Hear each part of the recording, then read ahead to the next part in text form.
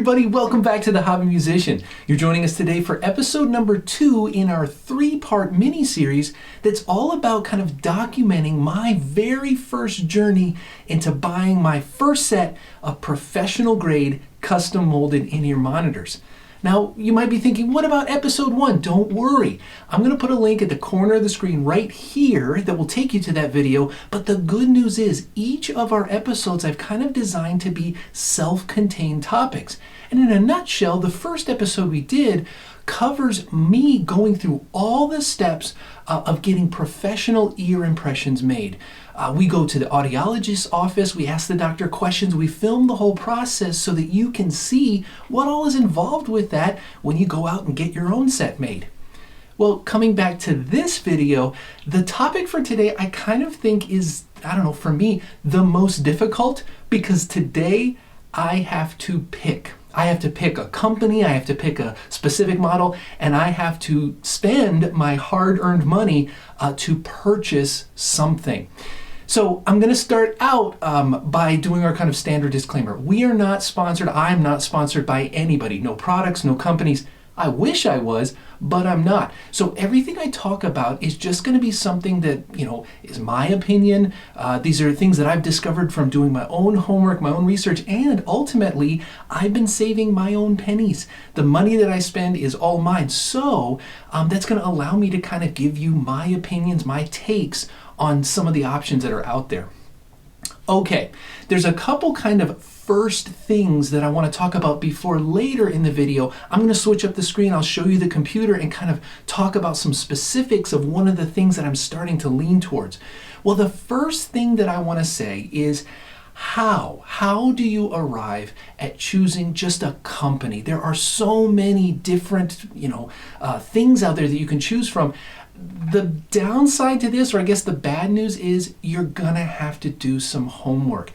The types of features and technologies and aspects that I'm looking for may not be the same as what you're looking for. My particular context might be different than your context. So my choice of company may not actually line up with the best company that you should be picking. In all honesty, I started this process by Googling best custom molded in-ear monitors. And the benefit of living in this day and age is that the very first 100 Google hits are forum post after list after blog after all listing the hottest companies in custom molded in-ears of this year, that kind of thing. And I just started clicking through. I was paying attention. I was reading about, does a company have a proprietary technology? Is there something they've invented that they're really hyping and marketing? And I would read about it. And in the end, one of the benefits of doing this is you can actually discover companies that you may not have heard of that might offer the exact thing that's going to make it or break it for your context, for what you need those monitors for. So with that kind of out of the way, I kind of started to narrow down to a company because I'm looking for two things. I keep talking about context. What is my context? There are two things that I'm looking for that are right at the top of my list. Number one is kind of the less flashy of the thing. I need something that is really, really a good fit. Okay, we're going to talk about sound quality in a second, but the better the fit you have, that's going to impact so many other things down the line. If you have if you have a company that has developed expertise in making really good molds from the impressions that you send in, that is going to pay dividends. If you're doing these long gigs or long recording sessions and you're wearing those things hours and hours and hours, you need them to be comfortable. And along with the fit, the better of a seal, the better of a fit they have, that will only enhance the ending sound quality. So that's part number 2. I need them to have good sound quality. Okay, well, what is good sound quality? Good sound quality is subjective. Okay, I might hear something that I think is good or good enough, and you might listen to the same thing and think that's not great, that's trash. So there is a subjective layer to this, but I'm going to give you a piece of advice that I know is probably going to be controversial. So please, if you have a different experience or different views, head down to the comments, share your voice with us. Besides, even disagreeing comments are still comments, and the more talking we have about this video, the more it boosts it in the algorithm for YouTube. So here is the controversial statement. For me, professional grade kind of sort of has a dividing line when it comes to the number of drivers that you're going to find inside the earpiece of whichever model you pick. Now, if you're new to that term, if this is kind of your first experience into this world, the term driver is really just, generally speaking, you can simplify it down, it's kind of like a tiny speaker. Now, if you think about the way a normal speaker works, you can see a picture of it here. Speakers, a long time ago, they discovered that sound spectrums from the lowest of the low frequencies all the way to the highest of the high frequencies, there's a lot of information, and it's really actually difficult for a single device, a single speaker, to reproduce all of the possible sounds, all of the possible frequencies, at once at a really high quality. So they started to experiment with this idea. What if we took the whole sound spectrum and we started to cut it? What if we cut it in half? And we took the lower frequencies and just sent them separately to one speaker and sent the high frequencies over to another speaker and let those two devices reproduce the portion of the sound alone. And what they started to discover was that became a way that you could really fine tune and get higher quality low tones and higher quality high tones because the device itself wasn't working as hard to reproduce everything. Well, you as the listener, even though the speaker is putting out two halves, it gets to you, you hear it in your ears, and it is just one experience, but it is a higher quality experience because the sound was split up into different sections. Now, if you take that idea and you kind of extend it, well, what if we split up the sound into 3 sections? What if we split up the sound into 4, 5, 6? What if we doubled up the number of speakers that are handling the lows, or doubled up the number of speakers? This is where you get into the conversation of drivers, and a driver just is a miniaturized version of these speakers all jammed into the earbud. So for me, you can look, and I've done my homework, and you can hear people talking about reviews and forum posts. If you get a monitor that is a single driver, that's equivalent to one speaker jammed into an earbud that's reproducing all the sound. You can hear it, you can perform, it's a thing. But now if you start looking at products that are calling themselves dual driver or triple driver, these are going to be products where the people have designed, the companies have designed and wired and put all the electronics to split up the sound over 2 drivers that they jam in the earbud, or 3 drivers. So this is my dividing line.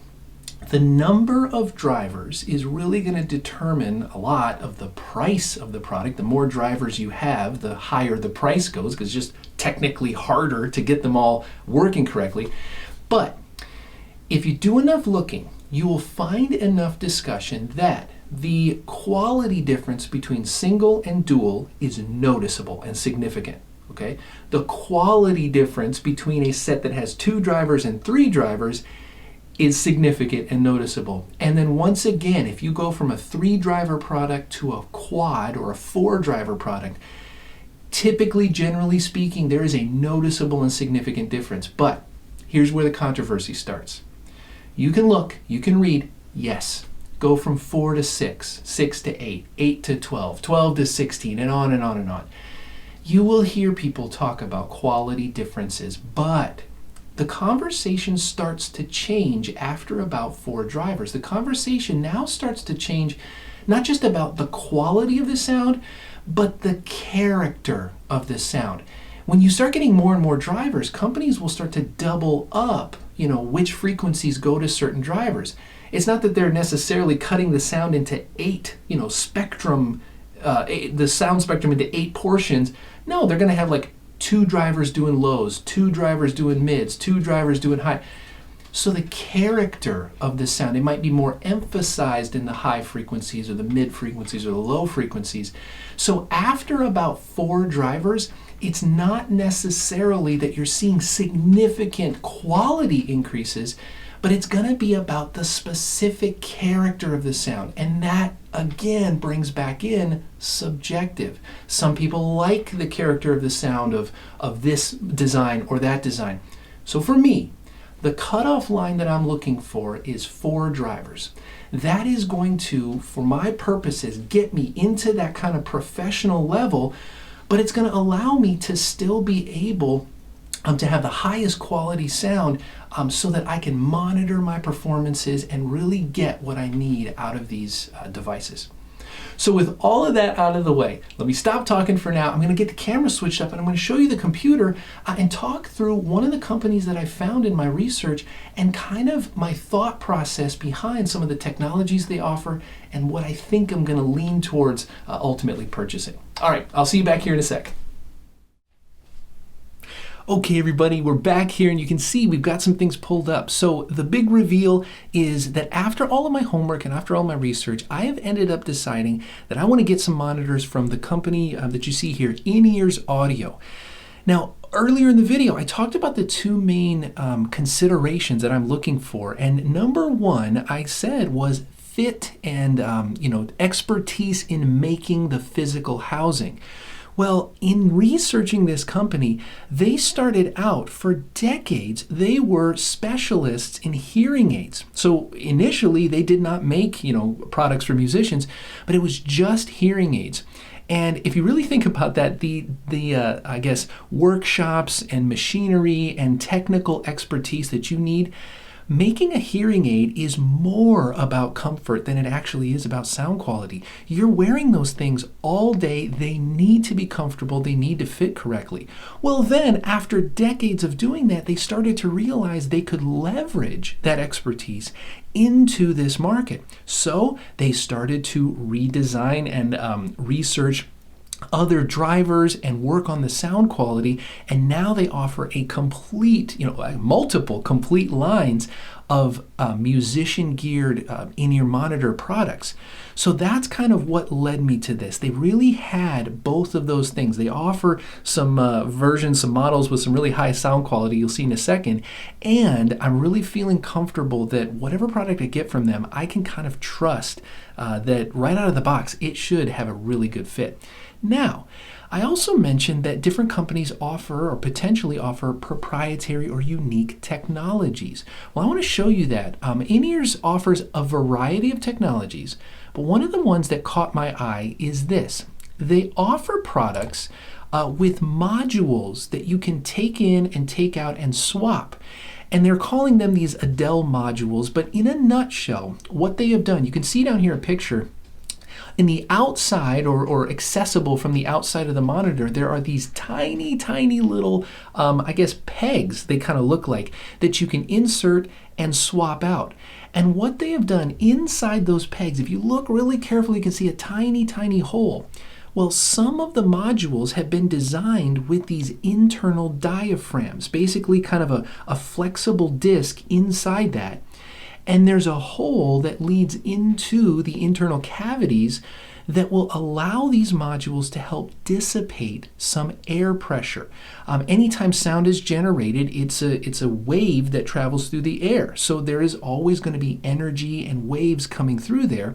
And yes, even with careful, control of the sound, over time, you could potentially run the risk, even if you're using in-ear monitors at reasonable volumes. It's just air pressure hitting your ears over and over. Well, they have designed these to help reduce the air pressure. Now, I know some of you are thinking, well, if they reduce air pressure and sound is air pressure, isn't that going to affect the quality of the sound? They've thought of that. What they've done a lot of testing, and they've been able to demonstrate that there is, research has shown there's a difference between perceived volume and measured volume. And what they've done with the design of these modules is they've been able to reduce the measured volume, so the sound wave levels, but they've been able to tune them so that the frequencies you're hearing are not as affected as if you just turn down the volume knob. So it's kind of a blend of both worlds, adding additional protection for your hearing, but still retaining super high quality sound. The other nice thing, as I said, there are a bunch of modules. So I'm going to order a set of these modules so that I can check. You can mix and match. The different sizes of the diaphragms will help kind of, impact different ranges of the frequencies. And at the end of the day, they also have a complete isolation module. So that would be one that has no diaphragm, no hole. You shove it in there, it blocks it up and basically turns them back into completely traditional standard in-ear monitors. So that was something that really drew my attention. So I'm really leaning towards getting one of their products with that technology included. So what do they have to offer with that technology? Now let's go over and let's revisit that discussion about number of drivers. Now I'm going to scroll down here.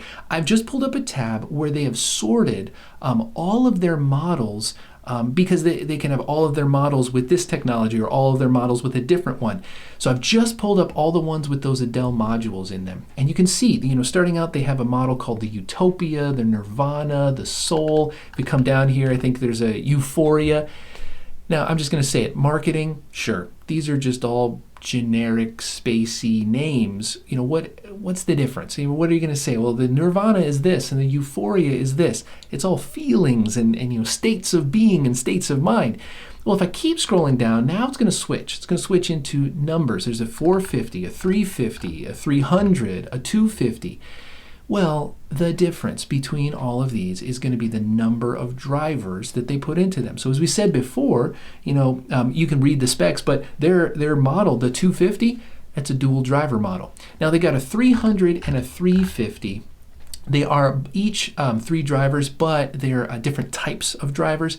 But then you get here to this 450, okay, the P450 with those ADEL modules. This is their model that has 4 drivers with these ADEL modules in it. And as I said before, that's kind of where I'm looking. I'm looking for something in that range because to me, and through all the research that we've done, that really is going to be the dividing line. Now we're into the highest level, the highest quality of sound. And anything from here on out is going to be a little bit of ear candy. There might be some differences. The Euphoria, now we're getting into 6 with this, and then it's like 6, and then 8, and 10, and 12, and it just keeps going with these other ones. You see the Soul, the Nirvana. They stop using numbers because at a certain point it's going to look ridiculous if they just say how many drivers are in these. So beyond the 450, is really now it's just taste preference. And since I've not really had any experience yet in this world, it doesn't make sense for me to pick one of those until I know, yes, this is the quality, this is the level that I want to be in. Now I can maybe experiment here or experiment there. But these are big investments, so I want to make a smart investment with this. So after all of that, I know it's a long episode, but I am going to I believe I'm going to decide to buy the P450s with these ADEL modules, and I'll get a couple different sets so I can mix and match and kind of see what that does to the sound. And by sending in those ear impressions that we had made, they're going to be a really good fit, and I'm going to get a great product to really take that monitor game to the next level, to really enter that final professional grade world of monitoring, my performances. All right, well, let me get the camera switch back around and we'll finish out this video. And so I'll see you back in a sec. All right, everybody, there you have it.